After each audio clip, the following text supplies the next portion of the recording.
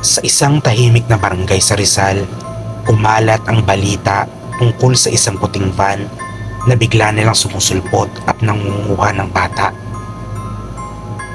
Sabi ng mga matatanda, matagal nang may ganitong kwento, pero ngayon lang ulit ito bumalik. Isang hapon, habang naglalaro si Mikael, 10 taong gulang sa labas ng kanilang bahay, napansin niya ang isang lumang puting van na dahang-dahang dumaan sa kalsada. May tao sa loob, ngunit hindi niya makita ang mukha dahil sa madilim na salamin. Tumigil ito sa harapan niya. Bubukas ang pinto at isang lalaking nakasuot na itim na hoodie ang bumaba. Halika, may mga laruan kami sa loob. Bulong ng lalaki na may malamig ng ngiti. Napatigil si Mikael, pero naalala niya ang bilin ng kanyang nanay na huwag makikipag-usap sa estranghero. Tumakbo siya pabalik sa bahay. Ngunit bago pa siya makapasok, may malakas na kamay na humablot sa kanya. Naramdaman niya ang malamig na hangin habang pilit siyang hinahatak papasok sa loob ng van.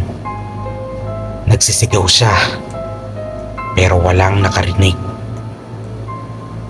Habang umaandar ang van, dinig ni Mikael ang ibang bata sa loob. Mahihinang iyak at hikbi. Nanginginig siya sa takot. Isang malalim na boses ang nagsalita mula sa harapan. Ang dami na nating bagong kasama. Siguradong matutuwa siya. Hindi nila alam kung sino ang tinutukoy. Pero ang pakiramdam ng Mikael ay mas masahol pa sa anumang bangungot. Ilang araw pang lumipas, may isang lalaki sa palengke ang nakakita sa puting van na iniwang bukas sa isang bakanteng lote sa dulo ng bayan. Sa loob, may nakasalansan ng mga damit ng bata, sapatos at mga laruan, pero walang anumang bakas ng mga bata mismo. Ang pinaka nakakatakot ay ang isang lumang Polaroid na naiwan sa sahig. Litrato ito ng isang pulang silid. Puno ng nakakuyom na kamay sa dingding, parang pilit humihingi ng saklolo.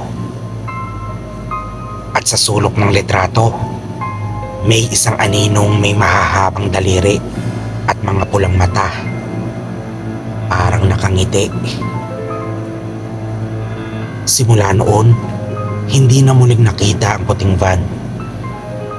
Pero sabi ng iba, sa tuwing magtatakip silim at makakarinig ka ng tahimik na pag-andar ng isang lumang sasakyan sa kanto ng bahay mo, huwag kang lalabas. Baka naghahanap na naman ito ng susunod na kukunin.